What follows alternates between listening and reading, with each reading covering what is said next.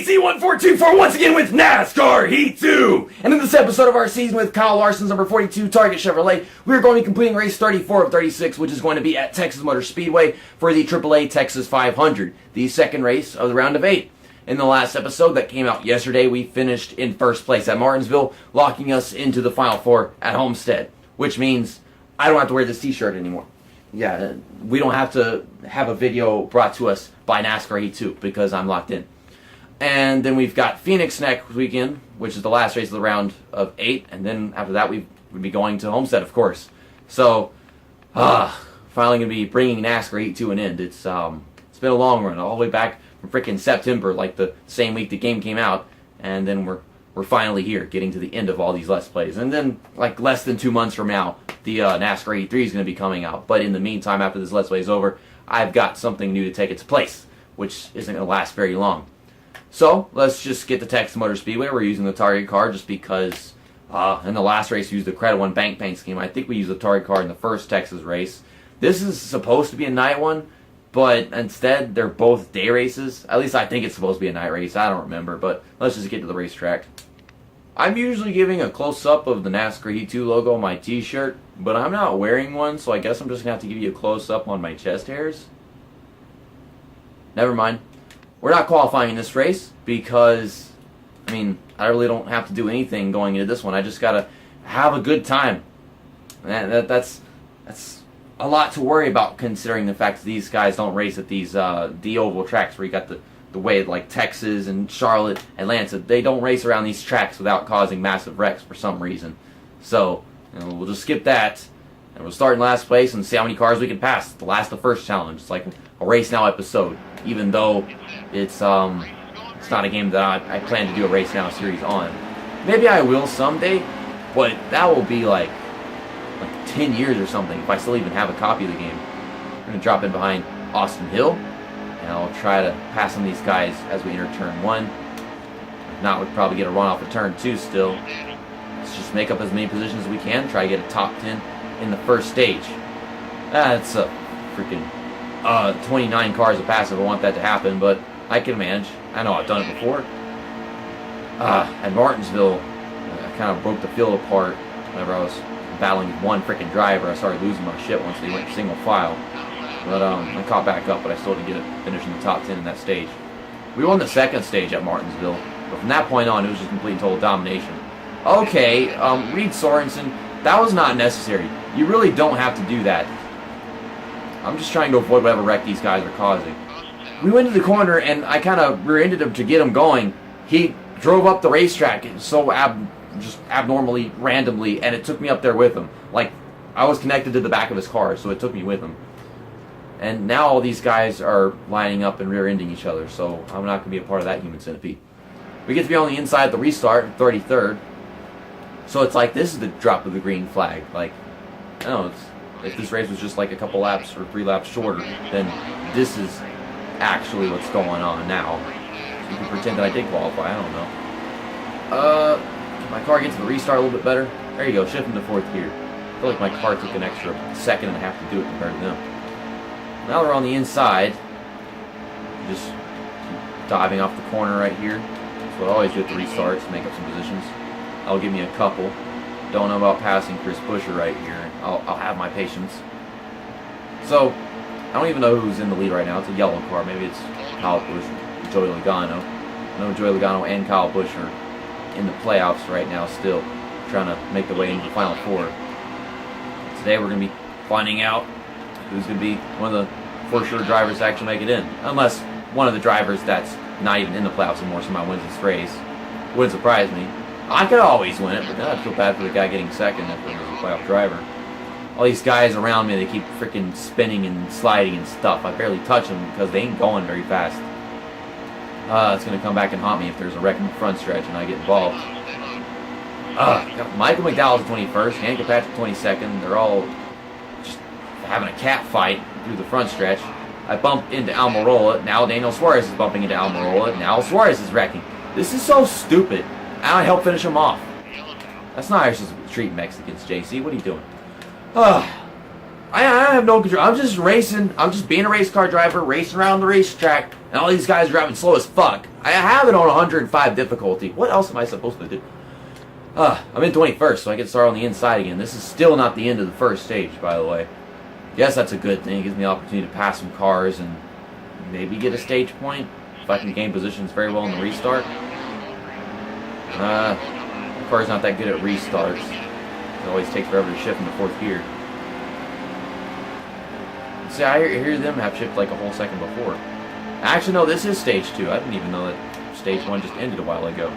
So, never mind. I'm just dumb. Well, I know for sure we can get some stage points in stage 2. Then we've got the time for sure. I don't know about green flag pit stops here, but that happened at Martinsville, which is the reason why everything got all screwed up in the results. Danica Patrick, Ryan Newman, Trevor Bayne, and Ricky Stenhouse Jr., they finished 3rd and 2nd respectively, which is weird for Roush. Why do y'all slow down in the middle of the tri-oval instead of going to turn 1? And now you're wrecking! That's not my fault!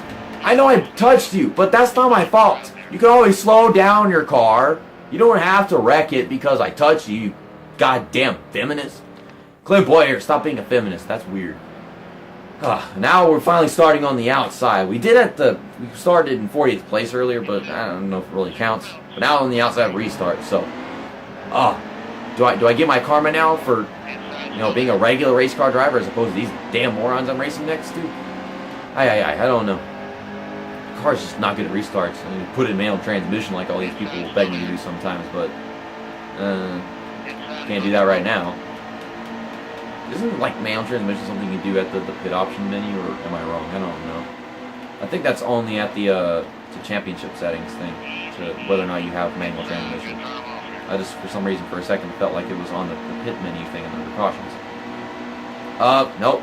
Henny Hamlin's trying to force me into the wall. I don't want to run on the outside of somebody making it 3 wide at a track like this. Now he's hitting the wall, and I'm all the way at the top of the track. How come they can do that? It's like they're all on the outside freaking lane, and then they just throw it in there at the bottom of the track. I can't do that with my car. So being on the outside causes me to lose positions. So never mind, I can't guarantee I'll be finishing the stage points in stage 2 either. I get to the inside now behind Eric Jones up in front of Danica Patrick. So, can I pass cars now? I'm at the bottom. Freaking Eric Jones ain't going anywhere. He bumps into Clint Boyer. Clint Boyer, stay away from me. Stay away from me. Oh, in my car, it doesn't turn whenever I tell it to. How come everybody else's can turn so freaking well whenever they're going full throttle, but mine can't do anything? I guess I'm just going to drive Eric Jones up the track because the game's not giving me a choice. And now Danica Patrick's underneath, and we're 3 wide in the tri-oval. Danica Patrick, you killed Eric Jones. And you killed me. Danica Patrick, why? That's not a caution, by the way. Eric Jones is dead, but that's not a caution. I'm in 32nd. That's not a caution. Why? Being in 32nd place is not something to be cautious about. But fuck you, Danica Patrick, you goddamn piece of trash. Are we having green flag pit stops during the stage? Because I was thinking about it. 5 laps on fuel, and we got like 3 laps left in the stage. So no, we're having pit stops whenever the stage is over. I don't even know if we'll be able to make it to the end of the race after that pit stop without another pit stop running the green flag during the final stage. But I'm in 32nd place right now. This video was supposed to be fun. Danica Patrick, you're not fun. You're the worst mother ever. You're a motherfucker mother. She's not even a mother. She doesn't have any children. At least I don't even know if she has children. I don't know where I'm going with this. This is irrelevant statements that I'm bound to make to my pissed offness. That's not a word. I got past somebody with my car that is probably damaged and violated after that crap. This car does not seem to be handling tire wear very well, by the way. Which is probably why I kept getting stuck on the outside and not being able to make passes. So maybe I should like up the tire pressures and down the wedge so that my tires will just last longer but still be loose for the most part. You're making the car tighter whenever you have the tire pressures up, but it's just whenever you have the wedge turned down, you're making the back of the car, I guess, just tail happy. Damn it. I have no grip right now. Good Lord, I have no grip. Like, you can see just anybody closing in on me coming out the corner because I can't even finish it with this car right now. So we really do have some adjustments to make to the freaking tire pressures. I'm going 165 miles per hour, and stage 2 ends a lot earlier than I was expecting to, just because I'm all the way back here. So that's over with. 31st. While everybody's pitting, I would love to just gain positions in this situation, but that's not going to happen. I know that for sure. 2 cans of fuel, 4 tires. Might as well repair damages because I can't make this day any better than it already is right now. Drop the wedge down to 49, and we'll turn the tire pressures up as much as I can before the clock runs out. That should be good enough. Well, I didn't lose positions. Okay, so we're in 31st. We're on the bottom.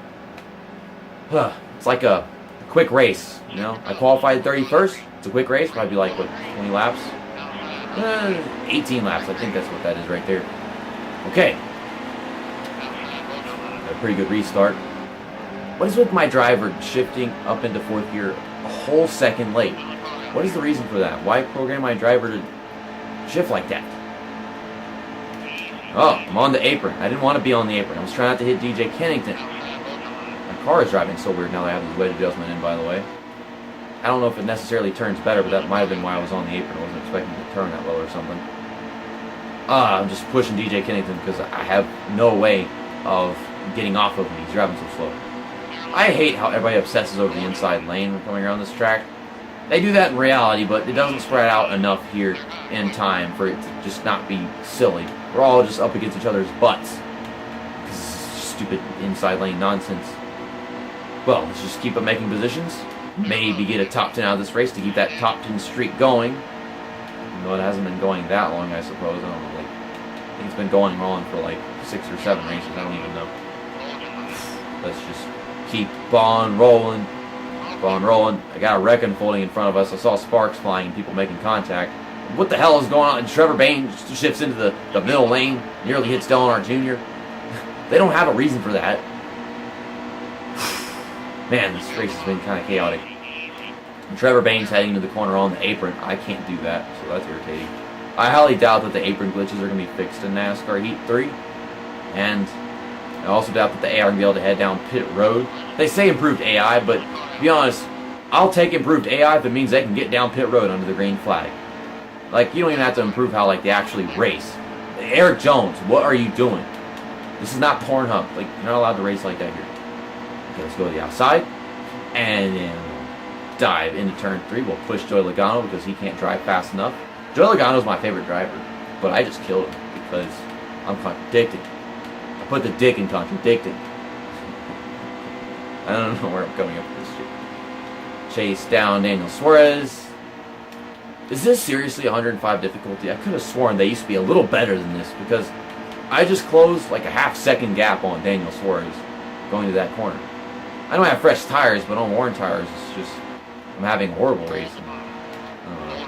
Give him a little bump. I'm going to try to not send people into the outside wall from this point on.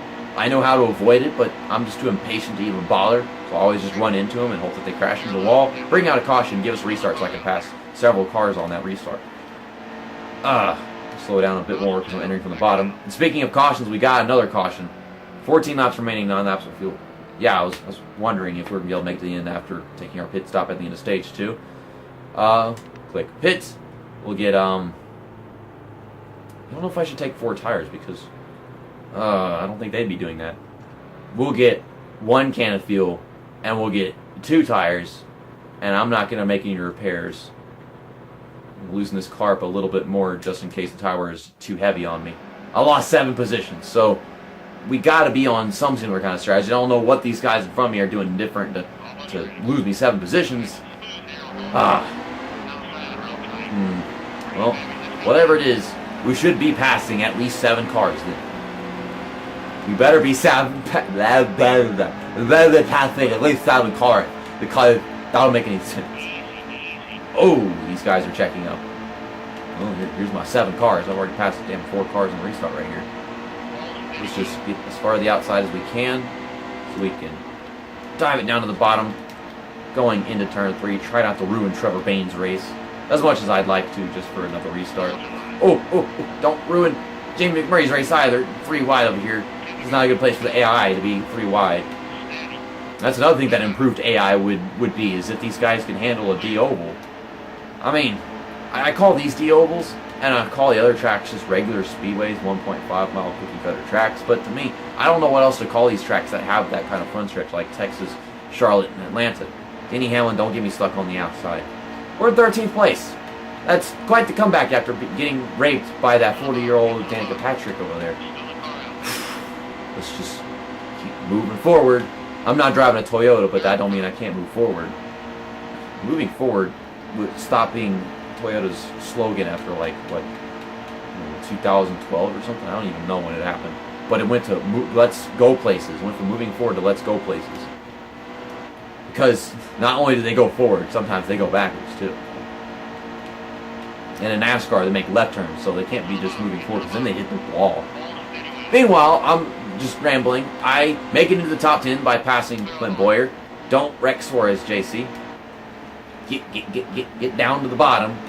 This car is already running out of grip. It doesn't surprise me, but yeah, it is. I was thinking about pulling up in front of Clint Boyer for a block, but he got there too soon. These AI are all just diving onto the apron into turn 3. It's so freaking annoying to see them do that, because I can't, and I would if I could, to dive bomb, but no. If I try it like that, I wreck the whole field and spin, and I hate you for freaking aprons contradicting.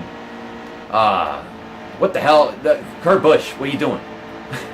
He was on the outside, and then he slapped the crap out of Casey Kane over there. Pretty boy ain't so pretty anymore. Also, we were 4 wide for a second off the turn 2. I bumped into Suarez. That was on accident, but he still got it under control. We're going to make this pass for 7th.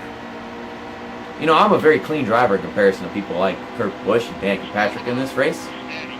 God, I went from being like the dirtiest driver on the track to being one of the clean ones. And then I wrecked Kurt Busch because they drive so slow again. So, we're in 6th place. Got the opportunity to get a top 5. The laps are counting down a little faster than I would like them to, because I feel like I can win this race if I just have the time. Leader crosses the start-finish line. We got 1 lap left here at Texas. On tire wear, racing becomes garbage. See, like this right here, this is what racing at Texas is like these days with the banking change and everything. It's just the very first Texas race was really good, and I don't know why. Somebody is all the way down to the bottom of the track. Daniel Suarez has been closing in on me. I've been trying to catch Casey Kane, but it's just not possible. With the tire wear, I'm too held back, and I'm pretty sure Daniel Suarez behind me is as well. But we're going to finish 6th place here at Texas Motor Speedway. Really good episode. That doesn't matter amongst the rest of these championship races. Speed rating, 103. Brad Keselowski and Chase Elliott win the first and second stages, and Brad Keselowski wins this race, which will lock him into the Final Four at Homestead Miami Speedway. So there are only 2 spots left. I don't know if it would be Kyle Busch, Martin Truex Jr., Jimmy Johnson, a bunch of these drivers that are playoff contenders finishing all the way back there between 11th and 10th. So I think Jimmy Johnson and Kyle Busch are the biggest chances right now. And they're going to show us the playoff standings right here. So, yeah, I was correct. Jimmy Johnson and Kyle Busch are the ones above the cut line, aside from me and Keselowski. But Kevin Harvick, Martin Truex Jr., Joey Logano, Denny Hamlin is practically out of it. I really don't think Denny Hamlin can make it in unless he somehow wins at Phoenix, which would be a lot of luck. He did win a while back, but Phoenix is just not the same case. Kind of iffy for Joey Logano, so if anyone's to be able to break through Kyle Busch and Jimmy Johnson, it would have to be Kevin Harvick or Martin Truex Jr. So, we've got the post-race information. Martin Truex Jr. ran the fastest lap here with a 29.53, so he was fast. I guess he just didn't finish well. Brad Keselowski practically dominated. Makes sense because he won the race and won one of the stages. And, of course, we were on the move. Started 40th and finished in 6th. Surprisingly, that didn't happen whenever we went to Martinsville, but tough break goes to Joey Logano, who started in 2nd and finished in 16th. So, for a tough break, that's not that tough, to be honest. I'll see you guys next weekend whenever we go to Phoenix Raceway. I think that's what it's called in this game, for the Can-Am 500, which is going to be the final race of the round of 8. Another race that really doesn't matter, and considering it doesn't matter, it's probably going to be like Dover. I'm going to go to the track, finish like 25th or something, although I would like to finish really well. Last time we came to Phoenix, I think we got like 4th place just because like we actually had green flag pit stops. I recall that being the only track, the only race in the season that had green flag pit stops was the first Phoenix race. And then also that weekend, we're going to be ending off all these Let's Plays I've been doing on NASCAR 82 since its release. Whenever we go to Homestead Miami Speedway for the EcoBoost 400, or the Ford EcoBoost 400. I really hope I win that championship. If I don't win that championship, I'm dyeing my hair black, because this game is forcing my depression. But see you next time. That's that, and episode over.